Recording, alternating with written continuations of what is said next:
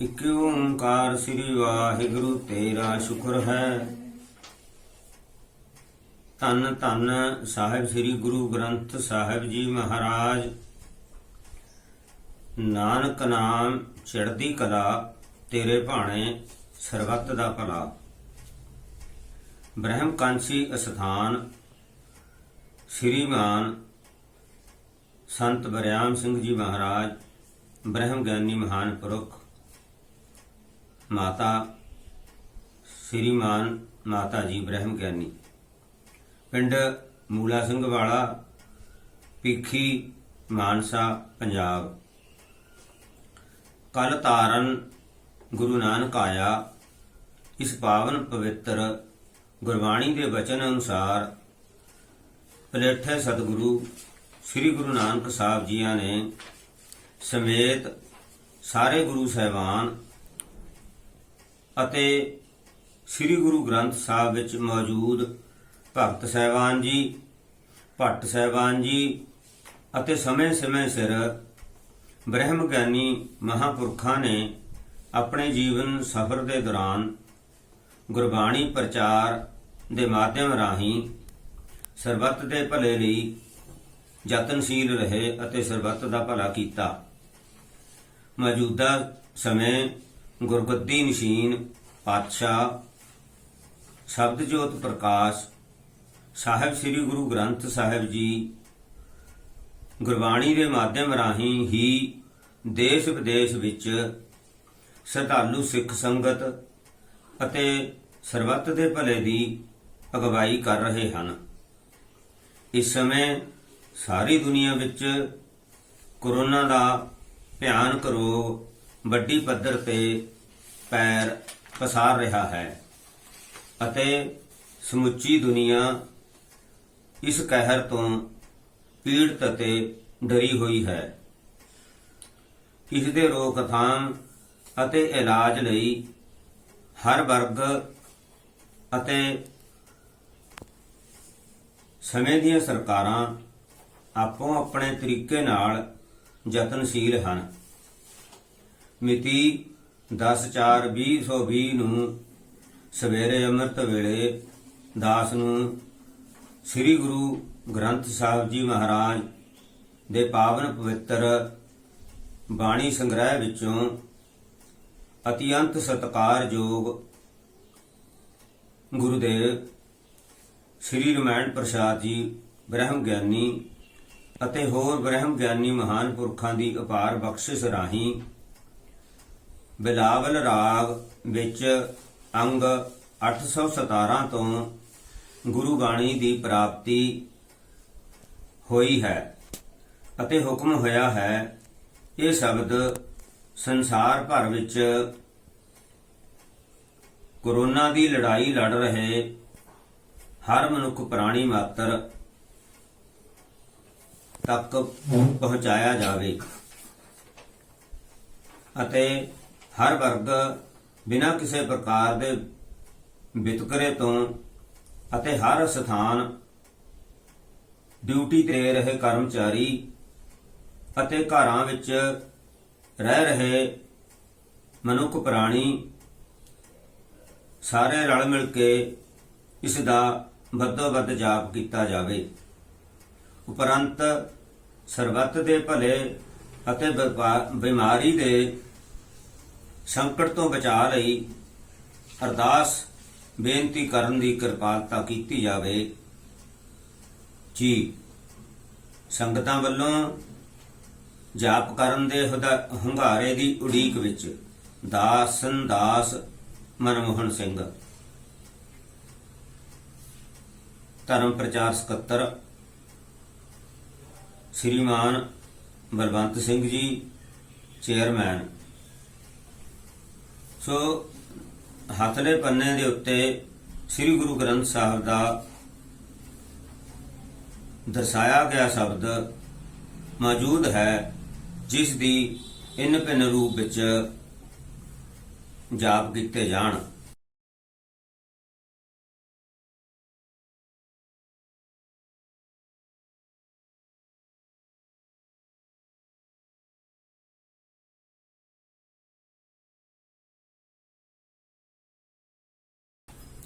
ਹੁਣ ਆਪਾਂ ਪਹਿਲਾਂ ਸ੍ਰੀ ਗੁਰੂ ਗ੍ਰੰਥ ਸਾਹਿਬ ਜੀ ਜਿਸ ਤਰ੍ਹਾਂ ਪਲੇਠੇ ਸਤਿਗੁਰਾਂ ਨੇ ਆਪਣੇ ਜੀਵਨ ਸਫ਼ਰ ਵਿੱਚ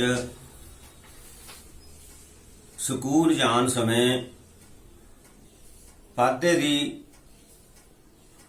ਵੱਲੋਂ ਦਿੱਤੀ ਗਈ ਤਖਤੀ ਦੇ ਉੱਤੇ ਇੱਕ ਓੰਕਾਰ ਲਿਖਿਆ ਸੀ। ਸੋ ਸ੍ਰਿਸ਼ਟੀ ਇੱਕ ਓੰਕਾਰ ਤੋਂ ਉਤਪੰਨ ਹੋਈ ਹੈ। ਪਹਿਲਾਂ ਓਮ ਸੀ। ਗੁਰੂ ਨਾਨਕ ਸਾਹਿਬ ਜਦੋਂ ਕਲ ਤਾਰਨ ਦੇ ਉਦੇਸ਼ ਨਾਲ ਅਕਾਲ ਪੁਰਖ ਦੇ ਰੂਪ ਵਿੱਚ ਧਰਤੀ ਤੇ ਸਰੀਰ ਦੇ ਵਿੱਚ ਗੁਜ਼ਰੇ ਨੇ, ਉਸ ਸਮੇਂ ਇੱਕ ਓੰਕਾਰ ਤੋਂ ਹੀ ਸਫ਼ਰ ਸ਼ੁਰੂ ਕੀਤਾ, ਜਿਹੜਾ ਸਦਾ ਜਾਰੀ ਰਹੇਗਾ। ਹੁਣ ਆਪਾਂ ਪਹਿਲਾਂ ਇੱਕ ਓੰਕਾਰ ਦਾ ਹੀ ਜਾਪ ਕਰਾਂਗੇ। ਇੱਕ ਓੰਕਾਰ,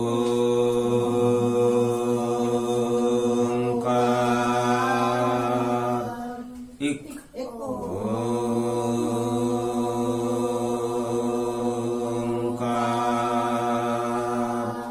ਇੱਕ ਓੰਕਾਰ,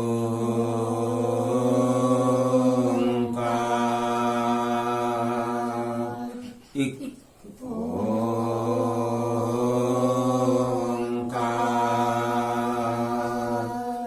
ਇੱਕ ਓੰਕਾਰ।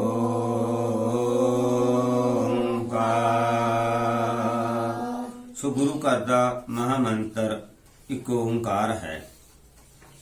ਇਸ ਵੇਲੇ ਆਪਾਂ ਹੁਣ ਮੂਲ ਮੰਤਰ ਸਾਹਿਬ ਜੀ ਦਾ ਜਾਪ ਸ੍ਰੀ ਗੁਰੂ ਗ੍ਰੰਥ ਸਾਹਿਬ ਵਿੱਚ ਦਰਜ ਇਨ ਭਿੰਨ ਰੂਪ ਵਿੱਚ ਵਾਹਿਗੁਰੂ ਸ਼ਬਦ ਦੇ ਨਾਲ ਲਾ ਕੇ ਉਹ ਜਾਪ ਆਪਾਂ ਕਰਦੇ ਹਾਂ। ਇਕ ਓੰਕਾਰ ਵਾਹਿਗੁਰੂ ਵਾਹਿਗੁਰੂ ਵਾਹਿਗੁਰੂ, ਓੰਕਾਰ ਵਾਹਿਗੁਰੂ ਵਾਹਿਗੁਰੂ ਵਾਹਿਗੁਰੂ, ਵਾਹਿਗੁਰੂ ਵਾਹਿਗੁਰੂ ਵਾਹਿਗੁਰੂ ਵਾਹਿਗੁਰੂ, ਸਤ ਵਾਹਿਗੁਰੂ ਵਾਹਿਗੁਰੂ ਵਾਹਿਗੁਰੂ, ਵਾਹਿਗੁਰੂ ਵਾਹਿਗੁਰੂ ਵਾਹਿਗੁਰੂ ਵਾਹਿਗੁਰੂ, ਨਾਮ ਵਾਹਿਗੁਰੂ ਵਾਹਿਗੁਰੂ ਵਾਹਿਗੁਰੂ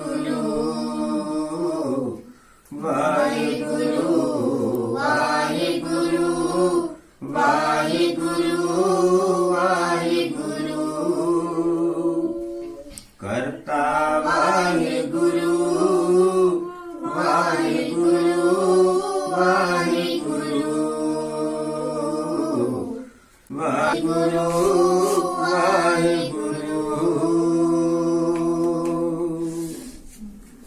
ਪੁਰਖ ਵਾਹਿਗੁਰੂ ਵਾਹਿਗੁਰੂ ਵਾਹਿਗੁਰੂ ਵਾਹਿਗੁਰੂ ਵਾਹਿਗੁਰੂ ਵਾਹਿਗੁਰੂ ਵਾਹਿਗੁਰੂ, ਨਿਰਭਉ ਵਾਹਿਗੁਰੂ ਵਾਹਿਗੁਰੂ ਵਾਹਿਗੁਰੂ ਵਾਹਿਗੁਰੂ ਵਾਹਿਗੁਰੂ ਵਾਹਿਗੁਰੂ, ਨਿਰਵੈਰ ਵਾਹਿਗੁਰੂ ਵਾਹਿਗੁਰੂ ਵਾਹਿਗੁਰੂ, ਅਕਾਲ ਵਾਹਿਗੁਰੂ ਵਾਹਿਗੁਰੂ ਵਾਹਿਗੁਰੂ ਵਾਹਿਗੁਰੂ ਵਾਹਿਗੁਰੂ, ਮੂਰਤੀ ਵਾਹਿਗੁਰੂ ਵਾਹਿਗੁਰੂ ਵਾਹਿਗੁਰੂ ਵਾਹਿਗੁਰੂ ਵਾਹਿਗੁਰੂ ਵਾਹਿਗੁਰੂ ਵਾਹਿਗੁਰੂ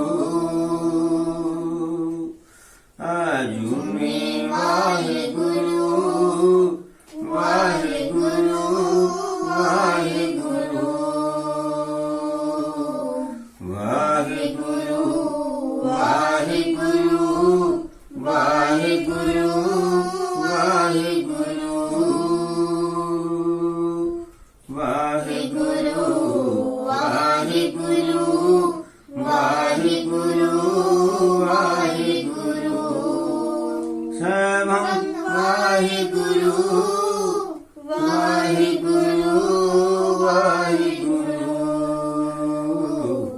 ਵਾਹਿਗੁਰੂ ਵਾਹਿਗੁਰੂ ਵਾਹਿਗੁਰੂ ਵਾਹਿਗੁਰੂ ਗੁਰ ਪ੍ਰਸਾਦ ਵਾਹਿਗੁਰੂ ਵਾਹਿਗੁਰੂ ਵਾਹਿਗੁਰੂ ਵਾਹਿਗੁਰੂ ਵਾਹਿਗੁਰੂ ਵਾਹਿਗੁਰੂ ਵਾਹਿਗੁਰੂ ਗੁਰੂ ਸਾਹਿਬ ਦੀ ਕਿਰਪਾ ਦੁਆਰਾ ਪ੍ਰਾਪਤ ਸ਼ਬਦ ਹੁਣ ਪਹਿਲਾਂ ਸ੍ਰੀ ਮੁਖ ਵਾਕ ਦੀ ਤਰ੍ਹਾਂ ਦਾਸ ਵੱਲੋਂ ਇਹ ਸ਼ਬਦ ਦਾ ਉਚਾਰਨ ਕੀਤਾ ਜਾਵੇਗਾ। ਉਪਰੰਤ ਜਥਾ ਸਖਤ ਵਿਚਾਰ ਕਰਨ ਦਾ ਆਪਾਂ ਸਾਰੀ ਸੰਗਤ ਸਮੇਤ ਰਲ ਮਿਲ ਕੇ ਯਤਨ ਕਰਾਂਗੇ। ਧੰਨ ਧੰਨ ਸਾਹਿਬ ਸ੍ਰੀ ਗੁਰੂ ਗ੍ਰੰਥ ਸਾਹਿਬ ਜੀਓ। ਇਕ ਓੰਕਾਰ ਸ੍ਰੀ ਵਾਹਿਗੁਰੂ ਤੇਰਾ ਸ਼ੁਕਰ ਹੈ। ਬਿਲਾਵਲ ਮਹੱਲਾ ਪੰਜਵਾਂ। ਹਰ ਹਰ ਹਰ ਆਰਾਧਿਐ ਹੋਈਐ ਆਰੋਗ। ਰਾਮਚੰਦ ਕੀ ਲਸ਼ਟ ਕਾ ਜਿਨੇ ਮਾਰਿਆ ਰੋਗ। ਹਰ ਹਰ ਹਰ ਆਰਾਧਿਐ ਹੋਈਐ ਆਰੋਗ। ਰਾਮਚੰਦ ਕੀ ਲਸ਼ਟ ਕਾ ਜਿਨੇ ਮਾਰਿਆ ਰੋਗ। ਰਹਾਉ ਗੁਰਪੂਰਾ ਹਰ ਜਾਪੀਐ ਨਿਤ ਕੀਚੈ ਭੋਗ। ਸਾਧ ਸੰਗਤ ਕੈ ਵਾਰਣ ਮਿਲਿਆ ਸੰਜੋਗ।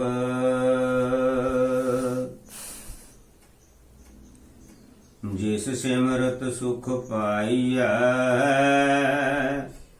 ਬਿਨਸੈ ਬਿਯੋਗ। ਨਾਨਕ ਪ੍ਰਭ ਸ਼ਰਣਾਗਤੀ ਕਰਨ ਕਾਰਣ ਜੋਗ। ਜਿਸ ਸਿਮਰਤ ਸੁਖ ਪਾਈਐ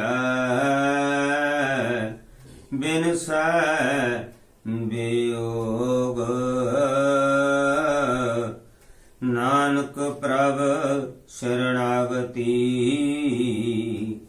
ਕਰਨ ਕਾਰਣ ਜੋਗ। ਸ੍ਰੀ ਵਾਹਿਗੁਰੂ ਜੀ ਕਾ ਖਾਲਸਾ ਸ੍ਰੀ ਵਾਹਿਗੁਰੂ ਜੀ ਕੀ ਫਤਿਹ। ਹੁਣ ਆਪਾਂ ਇਸ ਸ਼ਬਦ ਵਿੱਚ ਸ੍ਰੀ ਗੁਰੂ ਅਰਜਨ ਸਾਹਿਬ ਪੰਜਵੇਂ ਨਾਨਕ ਸਾਨੂੰ ਕੀ ਤਾਕੀਦ ਕਰਦੇ ਨੇ, ਕਿਸ ਤਰ੍ਹਾਂ ਇਸ ਭਿਆਨਕ ਰੋਗ ਦਾ ਟਾਕਰਾ ਕੀਤਾ ਜਾਵੇਗਾ।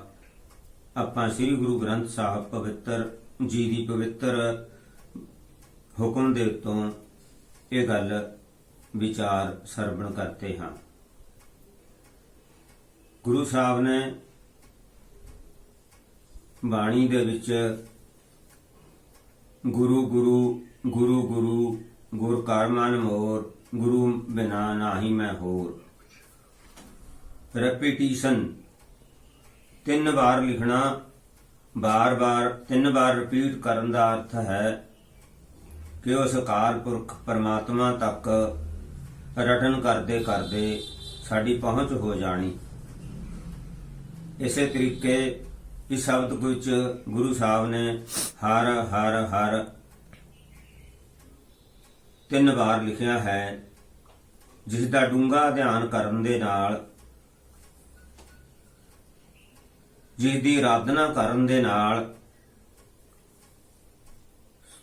ਮਨੁੱਖੀ ਸਰੀਰ ਨੂੰ ਚਿਮੜੇ ਹੋਏ ਬੇਕਾਰ ਅਤੇ ਭਿਆਨਕ ਰੋਗ ਦੂਰ ਹੋ ਜਾਂਦੇ ਨੇ। ਰਮੇ ਹੋਏ RAM ਦੀ ਨਾਮ ਜਪਣ ਦੇ ਨਾਲ, ਨਾਮ ਰੂਪੀ ਲਾਠੀ ਦੇ ਨਾਲ ਤ੍ਰਿਸ਼ਨਾ ਤੇ ਬਿਮਾਰੀ ਰੂਪੀ ਰੋਗ, ਜਿਸ ਤਰ੍ਹਾਂ ਸਰਪ ਮਿਲ ਜਾਵੇ ਤਾਂ ਉਸ ਨੂੰ ਲਾਠੀ ਨਾਲ ਮਾਰਿਆ ਜਾਂਦਾ ਹੈ। ਨਾਮ ਦੀ ਲਾਠੀ ਦੇ ਵਿੱਚ ਐਸੀ ਤਾਕਤ ਹੈ। ਸ੍ਰੀ ਗੁਰੂ ਅਰਜਨ ਸਾਹਿਬ ਜੀ ਦੇ ਜੀਵਨ ਸਫ਼ਰ ਦੇ ਦੌਰਾਨ ਵਿੱਚ ਸੰਗਤਾਂ ਨੇ ਗੁਰੂ ਸਾਹਿਬ ਨੂੰ ਬਚਨ ਕੀਤਾ, ਬੇਨਤੀ ਕੀਤੀ। ਸੁਲਹੀ ਰਾਜਾ ਚੜ੍ਹਾਈ ਕਰਕੇ ਆ ਰਿਹਾ ਹੈ, ਜਿਸ ਦੀ ਰੋਕਥਾਮ ਲਈ ਗੁਰੂ ਸਾਹਿਬ ਨੇ ਸੰਗਤਾਂ ਨੂੰ ਦਿਲਾਸਾ ਦਿੱਤਾ ਅਤੇ ਗੁਰਬਾਣੀ ਵਿੱਚ ਸ਼ਬਦ ਉਚਾਰਿਆ, ਸੁਲਹੀ ਤੇ ਨਾਰਾਇਣ ਰਾਖੋ।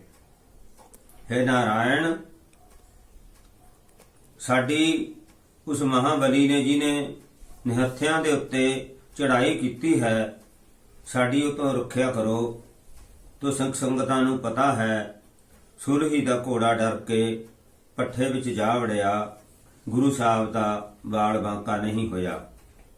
ਇਸੇ ਤਰ੍ਹਾਂ ਅੱਜ ਦੀ ਕਰੋਨਾ ਦੀ ਬਿਮਾਰੀ ਲਈ ਇਸ ਸ਼ਬਦ ਦਾ ਵੱਧੋ ਵੱਧ ਜਾਪ ਕਰਕੇ ਕਰੋਨਾ ਦੀ ਲੜਾਈ ਦੇਸ਼ ਦੁਨੀਆ ਵਿੱਚੋਂ ਸਮਾਪਤ ਹੋ ਜਾਵੇਗੀ।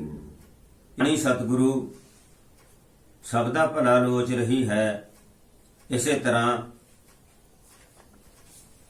ਨਿਤ ਨਿਤ ਜਪਣ ਦੇ ਨਾਲ, ਰੈਪੀਟੀਸ਼ਨ ਮੈਥਡ ਦੇ ਨਾਲ, ਮਸਕੀਨ ਸਾਹਿਬ ਜੀ ਨੂੰ ਕਿਸੇ ਪ੍ਰੋਫੈਸਰ ਨੇ ਸਵਾਲ ਕੀਤਾ, ਮੈਂ ਪੜ੍ਹਿਆ ਲਿਖਿਆ ਹਾਂ,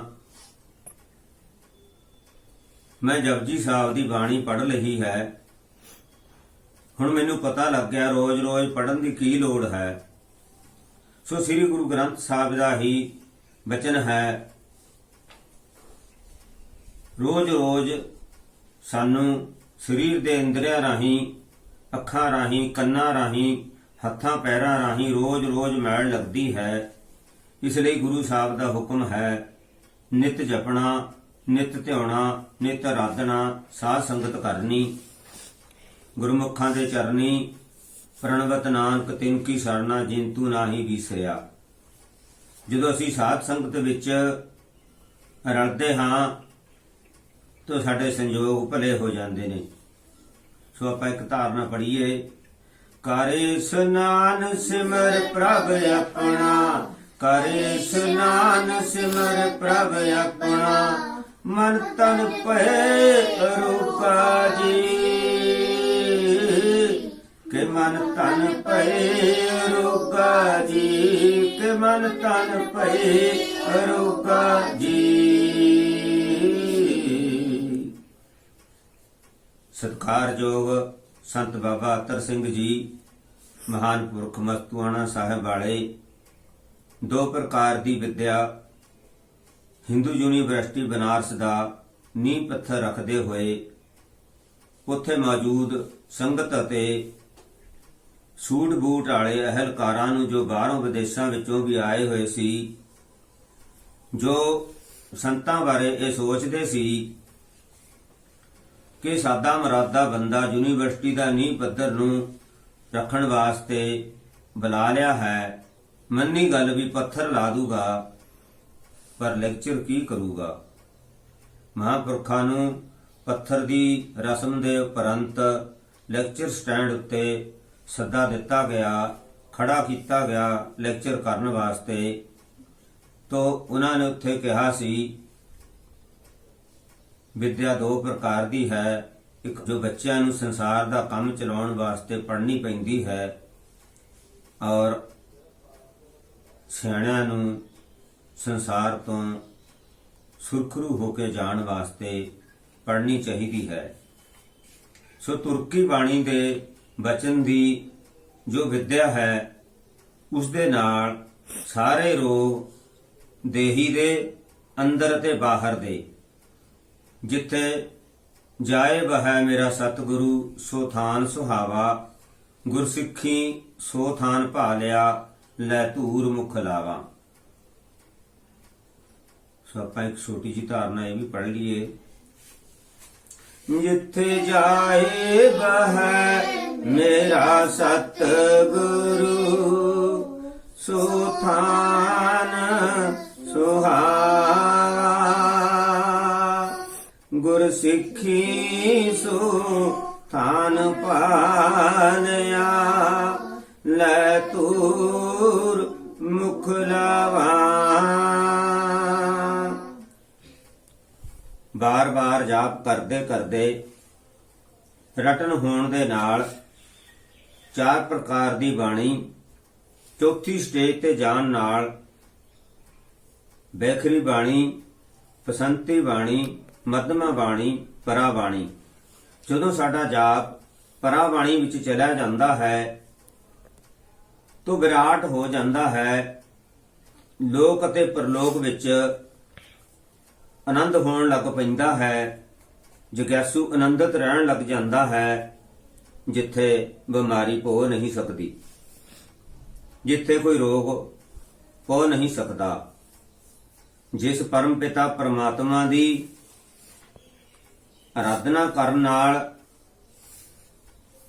ਸ੍ਰੀ ਗੁਰੂ ਗ੍ਰੰਥ ਸਾਹਿਬ ਵਿੱਚ ਮੌਜੂਦ ਵੱਖੋ ਵੱਖਰੀਆਂ ਜਾਤੀਆਂ ਦੇ ਭਗਤ ਸਹਿਬਾਨ ਭੱਟ ਸਹਿਬਾਨਾਂ ਨੂੰ ਇੱਕ ਸੂਤਰ ਵਿੱਚ ਸਾਰੇ ਮੌਜੂਦ ਨੇ।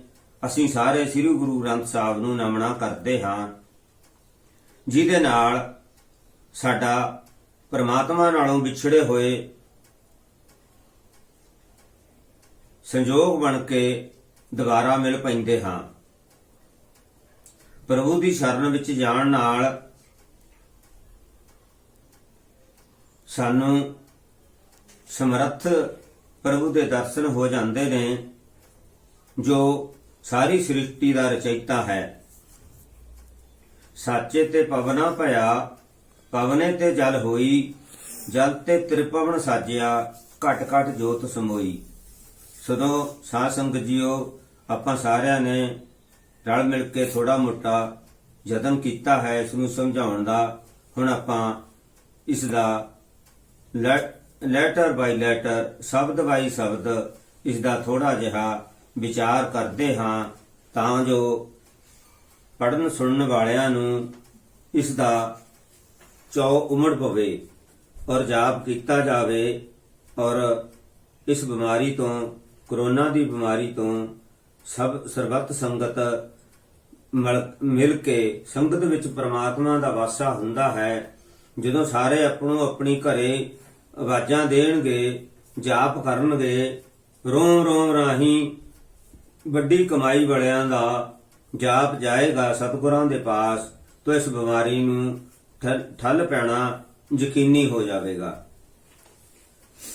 ਬਿਲਾਵਲ ਮਹੱਲਾ ਪੰਜਵਾ। ਹਰ ਹਰ ਹਰ ਆਰਾਧਿਐ, ਹੋਈਐ ਆਰੋਗ।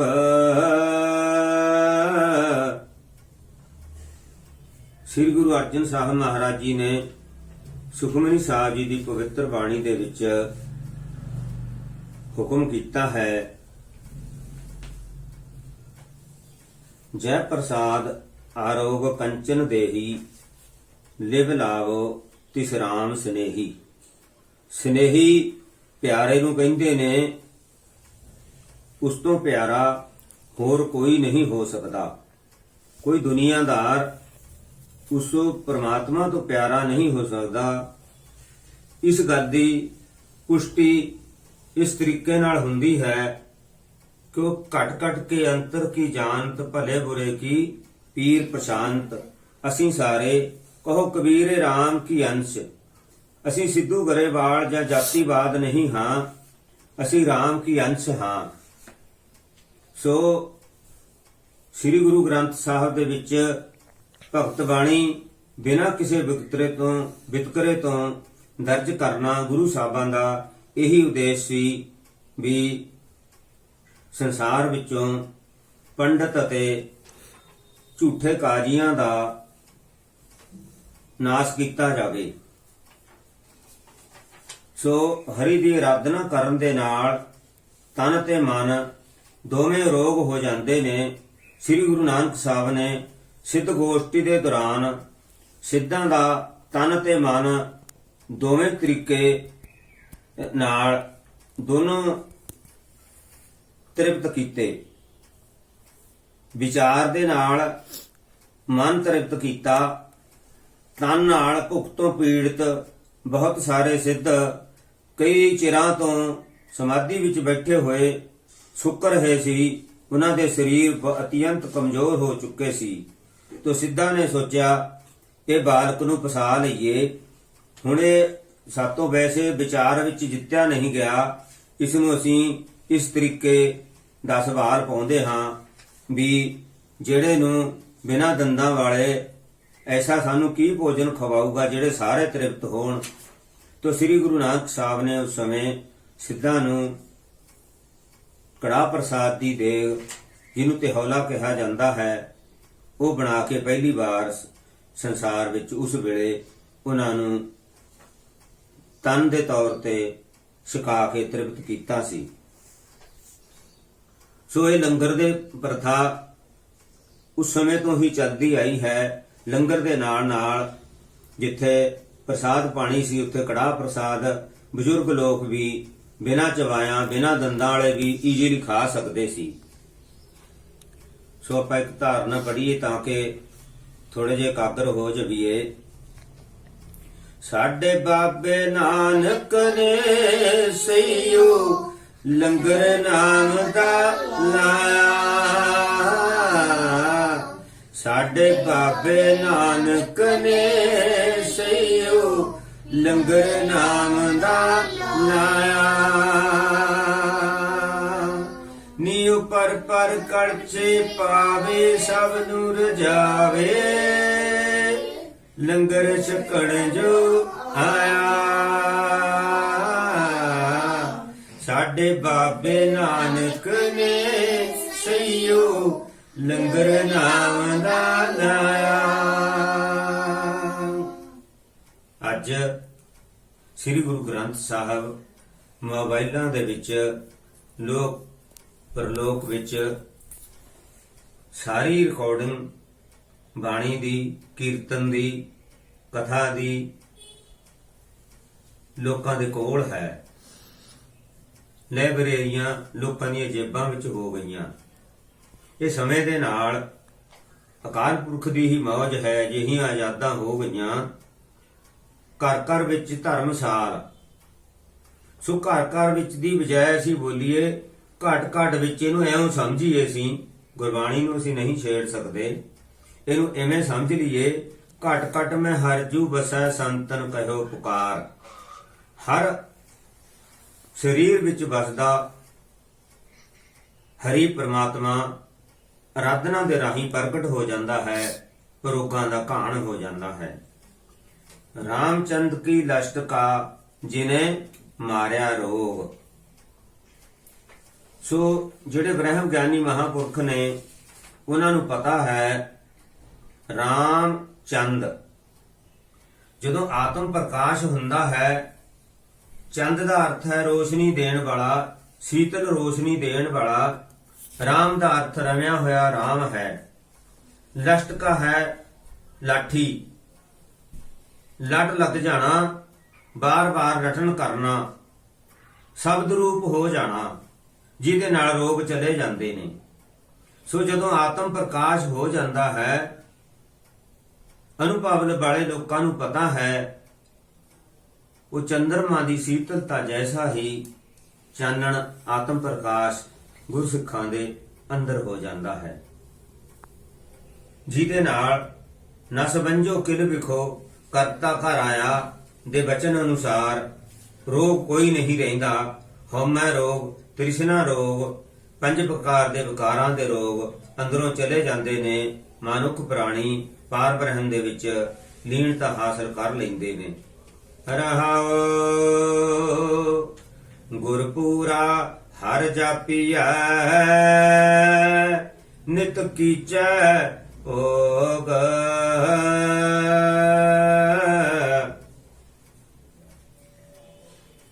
ਪੂਰੇ ਗੁਰੂ ਕੀ ਪੂਰੀ ਦੀਖਿਆ, ਜਿਸੋ ਮਨ ਬਸੈ ਤਿਸੋ ਸਾਚ ਪ੍ਰੀਖਿਆ। ਸੱਚ ਦੇ ਧਾਰਨੀ ਉਹ ਹਿਰਦੇ, ਉਹ ਮਹਾਨ ਪੁਰਖ, ਉਹ ਬ੍ਰਹਮ ਗਿਆਨੀ ਜੀਵਨ ਸਫਰ ਵਿੱਚ ਹੋ ਜਾਂਦੇ ਨੇ, ਜੋ ਇੱਕ ਮਨ ਇੱਕ ਚਿੱਤ ਹਰੀ ਦਾ ਜਾਪ ਜਪਦੇ ਨੇ, ਗੁਰੂ ਬਾਣੀ ਜਪਦੇ ਨੇ। ਨਿਤ ਕੀਚੈ ਭੋਗ ਦਾ ਮਤਲਬ ਹੈ ਆਨੰਦ ਭਿਆ ਮੇਰੀ ਮਾਏ, ਸਤਿਗੁਰੂ ਮੈਂ ਪਾਇਆ। ਇਸ ਲਈ ਆਨੰਦ ਸਾਹਿਬ ਦੀ ਬਾਣੀ, ਪਵਿੱਤਰ ਬਾਣੀ, ਸ੍ਰੀ ਗੁਰੂ ਅਮਰਦਾਸ ਮਹਾਰਾਜ ਜੀ ਦੀ ਪਾਵਨ ਰਚਨਾ, ਹਰ ਬਾਣੀ ਤੋਂ ਬਾਅਦ, ਹਰ ਭੋਗ ਤੋਂ ਬਾਅਦ ਅਸੀਂ ਸਿੱਖ ਜਗਤ ਪੜ੍ਹਦੇ ਹਾਂ ਆਨੰਦਤ ਰਹਿਣ ਵਾਸਤੇ। ਸੋ ਅਗਰ ਦੇਹੀ ਰੋਗ ਭਰੀ ਹੈ, ਆਪਾਂ ਦੇਖਦੇ ਹਾਂ ਮੰਦਰਾਂ ਗੁਰੂ ਘਰਾਂ ਦੇ ਬਾਹਰ ਇੱਕ ਛੋਟੇ ਜਿਹੇ ਰੇੜੀ ਜੀ ਤੇ ਰੋਗੀਆਂ ਨੂੰ ਪਾ ਕੇ ਉਹਨਾਂ ਦੇ ਵਾਰਸ ਖਿੱਚੀ ਫਿਰਦੇ ਨੇ। ਜੋ ਰੋਗ ਦੇ ਪੀੜਤ ਨੇ ਉਹ ਬਿਲਾਰ ਰਹੇ ਨੇ। ਗੁਰੂ ਸਾਹਿਬ ਨੇ ਇਸ ਰੋਗ ਨੂੰ, ਕੋਹੜ ਦੇ ਰੋਗ ਨੂੰ ਪੱਕਾ ਰੋਗੀ ਕਿਹਾ ਹੈ। ਸੋ ਰੋਗ ਵਾਲੇ ਰੋਗੀ ਬਿਲਕਦੇ ਨੇ, ਔਰ ਜਿਨ੍ਹਾਂ ਦਾ ਆਨੰਦ ਭਿਆ ਮੇਰੀ ਮਾਏ, ਸਤਿਗੁਰੂ ਮੈਂ ਪਾਇਆ। ਸਤਿਗੁਰੂ ਦੇ ਨਾਲ ਜਾਪ ਕਰਦਿਆਂ ਕਰਦਿਆਂ ਅਪੇਧ ਹੋ ਜਾਂਦੇ ਨੇ, ਉਹ ਰੋਗ ਰਹਿਤ ਹੋ ਜਾਂਦੇ ਨੇ। ਸਾਧ ਸੰਗਤ ਕੈ ਬਾਰਣ ਮਿਲਿਆ ਸੰਜੋਗ, ਨਾਨਕ ਵਿਜੋਗ ਮਿਲ ਵਿਛੜਿਆ ਸੰਜੋਗੀ ਮੇਲ। ਤੁਰ ਕਰਮ ਪਾਇਆ ਤੁਧ ਜਿਨ ਕੋ ਸੇ ਨਾਮੈ, ਹਰੀ ਕੇ ਲਾਗੇ ਕਹਿ ਨਾਨਕ ਤੈ ਸੁਖ ਹੋਆ, ਤਿਤ ਕਰੇ ਅਨਹਦ ਵਾਜੇ। ਜਦੋਂ ਭਲੇ ਸੰਜੋਗ ਪ੍ਰਗਟਦੇ ਹੁੰਦੇ ਨੇ, ਦਸਵੇਂ ਪਾਤਸ਼ਾਹ ਨੂੰ ਸਿੱਖਾਂ ਨੇ ਸਵਾਲ ਕੀਤਾ, ਗੁਰੂ ਸਾਹਿਬ ਤੁਹਾਡੇ ਜਾਣ ਤੋਂ ਬਾਅਦ ਅਸੀਂ ਤੁਹਾਡੇ ਸਰੀਰਕ ਦਰਸ਼ਨ ਕਿੱਦਾਂ ਕਰਾਂਗੇ? ਤੋ ਗੁਰੂ ਸਾਹਿਬ ਨੇ ਸਿੱਖਾਂ ਨੂੰ ਵਿਸ਼ਵਾਸ ਦਿੱਤਾ, ਜਦੋਂ ਅੰਮ੍ਰਿਤ ਵੇਲੇ ਨਿਤਨੇਮ ਕਰਕੇ ਸ਼ੀਸ਼ੇ ਦੇ ਵਿੱਚ ਤੁਸੀਂ ਆਪਣਾ ਅਕਸ ਦੇਖੋਗੇ ਤਿਆਰ ਬਰ ਤਿਆਰ ਸਿੰਘ ਹੋ ਕੇ, ਤੋ ਉਹ ਮੂੰਹ ਮੇਰਾ ਹੀ ਹੋਵੇਗਾ। ਸੋ ਗੁਰੂ ਘਰ ਦੀ ਇਹ ਰੀਤ ਹੈ, ਚੇਲੇ ਨੂੰ ਗੁਰੂ ਬਣਾ ਦੇਣਾ। ਗੁਰੂ ਨਾਨਕ ਸਾਹਿਬ ਅਤੇ ਬਾਕੀ ਦੀਆਂ 9 ਪਾਤਸ਼ਾਹੀਆਂ ਅਤੇ ਸਮੇਤ ਸ੍ਰੀ ਗੁਰੂ ਗ੍ਰੰਥ ਸਾਹਿਬ ਜੀ ਨੇ ਇਹੀ ਕੰਮ ਕੀਤਾ ਹੈ। ਚੇਲੇ ਨੂੰ ਗੁਰਗੱਦੀ ਸਾਰੇ ਗੁਰੂ ਦਿੰਦੇ ਰਹੇ। 10ਵੇਂ ਗੁਰੂ ਸਾਹਿਬ ਜੀ ਨੇ ਸਭ ਸਿੱਖਾਂ ਕੋ ਹੁਕਮ ਹੈ, ਗੁਰੂ ਮਾਨਿਓ ਗ੍ਰੰਥ, ਗੁਰੂ ਗ੍ਰੰਥ ਜੀ ਮਾਨਿਓ। ਪ੍ਰਗਟ ਗੁਰਾਂ ਕੀ ਦੇ, ਜਾਂ ਕਾ ਹਿਰਦਾ ਸੁਧ ਹੈ, ਖੋਜ ਸ਼ਬਦ ਮੈਂ ਲੈ। ਸੋ ਇਸ ਸ਼ਬਦ ਦਾ ਜਾਪ ਖੋਜ ਕਰੋ, ਖੋਜ ਕਰ ਕਰਕੇ ਬੇਕਾਰਾਂ ਨੂੰ ਦੇਸ਼ ਦੁਨੀਆ ਚੋਂ ਕੱਢ ਮਾਰੋ। ਜੋ ਭੈੜੇ ਲੋਕਾਂ ਨੇ ਦੁਨੀਆ ਦੇ ਵਿੱਚ ਫੈਲਾ ਕੇ ਰੋਗ ਪਸਾਰਿਆ ਹੈ। ਨਿੱਤ ਆਪਾਂ ਟੀਵੀ ਤੇ ਹੋਰ ਕਈ ਮਾਧਿਅਮ ਰਾਹੀਂ ਇਹ ਗੱਲਾਂ ਸਿੱਖਦੇ ਹਾਂ, ਸਾਡੇ ਕੰਨਾਂ ਵਿੱਚ ਪੈਂਦੀਆਂ ਨੇ। ਕਿਤਨਾ ਘਾਣ ਹੋਇਆ, ਗਊਆਂ ਦੀ ਬੇਅਦਬੀ, ਜਾਨਵਰਾਂ ਦੀ ਬੇਅਦਬੀ ਕਿੰਨੀ ਹੋ ਰਹੀ ਹੈ। ਭੁੱਖੇ ਮਰ ਰਹੇ ਨੇ, ਉਹਨਾਂ ਨੂੰ ਤੜਪਾ ਕੇ ਭੁੰਨ ਕੇ ਖਾਧਾ ਜਾ ਰਿਹਾ ਹੈ। ਸੋ ਉਹਨਾਂ ਵਿੱਚ ਵੀ ਪ੍ਰਮਾਤਮਾ ਬਸਦਾ ਹੈ। ਕਬੀਰ ਸਾਹਿਬ ਨੇ ਗੁਰੂ ਬਾਣੀ ਵਿੱਚ ਹੀ ਕਿਹਾ ਹੈ ਵੀ ਅਗਰ ਸਭ ਜੀਆਂ 'ਚ ਗੁਰੂ ਵਸ ਰਿਹਾ ਹੈ ਤਾਂ ਮੁਰਗੀ ਦੀ ਗਰਦਨ ਮਰੋੜ ਕੇ ਕਿਉਂ ਖਾਧੀ ਜਾਂਦੀ ਹੈ ਬਈ, ਤੋ ਕਿਉਂ ਮੁਰਗੀ ਮਾਰਾ। ਸੋ ਇਸੇ ਤਰ੍ਹਾਂ ਅਸੀਂ ਉਹ ਚੀਜ਼ ਸਕੀਏ ਜੋ ਸ੍ਰੀ ਗੁਰੂ ਗ੍ਰੰਥ ਸਾਹਿਬ ਜੀ ਅੱਗੇ ਅਰਦਾਸ ਕੀਤੀ ਜਾਂਦੀ ਹੈ। ਉਹਦੇ ਨਾਲ ਸਾਡੇ ਸੰਯੋਗ ਭਲੇ ਰਹਿਣਗੇ। ਜੋ ਸ੍ਰੀ ਗੁਰੂ ਗ੍ਰੰਥ ਸਾਹਿਬ ਜੀ ਅੱਗੇ ਪਰੋਸਿਆ ਨਹੀਂ ਜਾਂਦਾ, ਜੋ ਸਾਡਾ ਇਸ਼ਟ ਨਹੀਂ ਖਾਂਦਾ, ਜੋ ਤੁਰਕੀ ਬਾਣੀ ਨੂੰ ਪ੍ਰਵਾਨ ਨਹੀਂ ਹੈ, ਐਸਾ ਭੋਜਨ ਅਸੀਂ ਕਿਉਂ ਖਾਂਦੇ ਹਾਂ? ਸੋ ਇਸ ਵਿੱਚ ਨਸ਼ਾ ਪਾਉਣਾ ਅਤੀ ਮਾੜੇ ਭਾਗਾਂ ਦੀ ਨਿਸ਼ਾਨੀ ਹੈ। ਗੁਰੂ ਸਾਹਿਬ ਨੇ ਕਦੇ ਜਾਂ ਗੁਰੂ ਘਰ ਵਿੱਚ ਅੱਜ ਤੱਕ ਕਦੇ ਆਪਾਂ ਇਹ ਨਹੀਂ ਸੁਣਿਆ ਆਪ ਦੇ ਹਜ਼ੂਰ ਬੱਕਰੇ ਦੀ ਅਰਦਾਸ, ਆਪ ਦੇ ਹਜ਼ੂਰ ਬੋਤਲ ਦੀ ਅਰਦਾਸ, ਆਪ ਦੇ ਹਜ਼ੂਰ ਮੀਟ ਦੀ ਅਰਦਾਸ ਕਦੇ ਨਹੀਂ ਸੁਣਿਆ। ਸੋ ਕੜਾਹ ਪ੍ਰਸਾਦ ਦੀ ਅਰਦਾਸ, ਇੱਟਾਂ ਦੀ ਅਰਦਾਸ, ਲੋਹੇ ਦੀ ਅਰਦਾਸ, ਬਿਲਡਿੰਗਾਂ ਦੀ ਅਰਦਾਸ, ਕਾਰਾਂ ਟਰੱਕਾਂ ਦੀ ਅਰਦਾਸ, ਜੋ ਲੋਕ ਅਕਸਰ ਲੋਹੜੀ ਦੀਆਂ ਵਸਤਾਂ ਉੱਥੇ ਚੜਾਉਂਦੇ ਨੇ, ਜਾ ਕੇ ਗੁਰੂ ਸਾਹਿਬ ਨੂੰ ਡੋਨੇਟ ਕਰਦੇ ਨੇ, ਸਮਰਪਿਤ ਕਰਦੇ ਨੇ ਆਪਣੀ ਨੇਕ ਕਮਾਈ ਦੇ ਵਿੱਚੋਂ, ਉਹ ਚੀਜ਼ਾਂ ਆਪਾਂ ਨੂੰ ਵਰਤਣ ਵਾਸਤੇ ਬੇਅੰਤ ਮਿਲੀਆਂ ਹੋਈਆਂ ਨੇ। ਜਿਸ ਪਰਮਾਤਮਾ ਦੀ ਆਰਾਧਨਾ ਕਰਨ ਦੇ ਨਾਲ ਸੰਜੋਗ ਬਣਦੇ ਨੇ, ਉਹ ਸਾਨੂੰ ਜ਼ਰੂਰ ਕਰਨੀ ਚਾਹੀਦੀ ਹੈ। ਜਿਸ ਸਿਮਰਤ ਸੁਖ ਪਾਈਆ ਬਿਨਸੈ ਬਿਯੋਗ। ਜਿਸ ਪਰਮਾਤਮਾ ਦੀ ਆਰਾਧਨਾ ਕਰਨ ਦੇ ਨਾਲ ਵਿਛੋੜਾ ਦੂਰ ਹੋ ਜਾਂਦਾ ਹੈ। ਵਿਛੋੜਾ ਕੀ ਹੈ?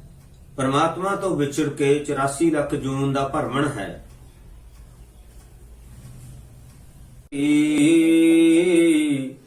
ਕਰਨ ਕਾਰਣ ਜੋਗ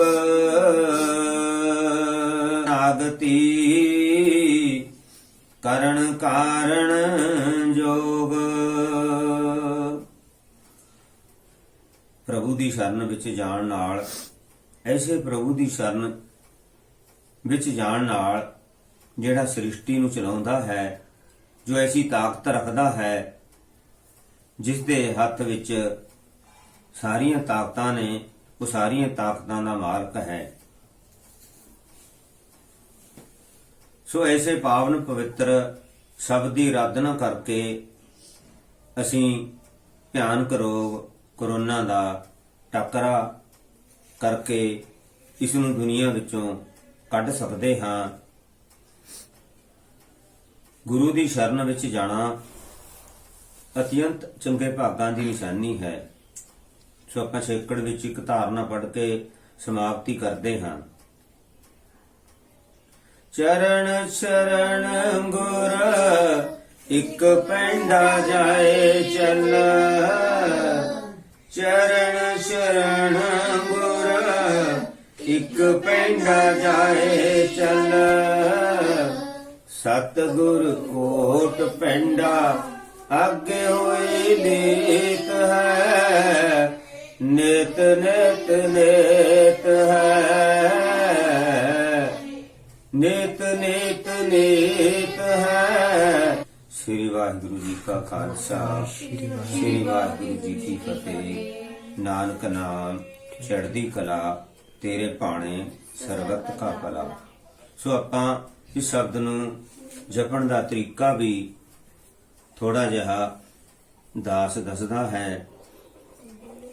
ਸੋ ਪਹਿਲਾਂ ਜਿਹੜੇ ਲੋਕ ਮਾਲਾ ਫੜ ਸਕਦੇ ਨੇ ਉਹ ਕਰ ਲੈਣ, ਨਹੀਂ ਤਾਂ ਖੁੱਲਾ ਜਾਪ ਜੋ ਇਸ ਤਰ੍ਹਾਂ ਆਪਨੇ ਵੀਡੀਓ ਵਿੱਚ ਦੇਖਿਆ ਹੈ ਐਸੇ ਕਰ ਲੈਣਾ। ਇਹਦੇ ਵਿੱਚ ਫੜ ਕੇ ਤਨ ਤਨ ਸ੍ਰੀ ਗੁਰੂ ਗ੍ਰੰਥ ਸਾਹਿਬ ਜੀ ਤੋਂ ਸ਼ੁਰੂ ਕਰਕੇ ਕਰਨ ਕਾਰਨ ਜੋਗ ਪੂਰਾ ਸਿਮਰਨ ਕਰ ਲੈਣਾ ਹੈ।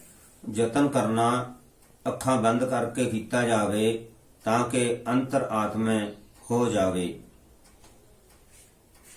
ਆਗਿਆ ਸਹਿਤ ਔਰ ਫਿਰ ਮੁੜ ਸੰਗਤਾਂ ਵੱਲੋਂ ਸ਼ਬਦ ਦੇ ਜਾਪ ਕਰਨ ਦੇ ਹੁੰਗਾਰੇ ਦੀ ਉਡੀਕ ਵਿੱਚ ਆਪ ਦਾ ਦਾਸ ਦਾਸਨ ਦਾਸ ਮਨਮੋਹਨ ਸਿੰਘ। ਸ੍ਰੀ ਵਾਹਿਗੁਰੂ ਜੀ ਕਾ ਖਾਲਸਾ, ਸ੍ਰੀ ਵਾਹਿਗੁਰੂ ਜੀ ਕੀ ਫਤਿਹ।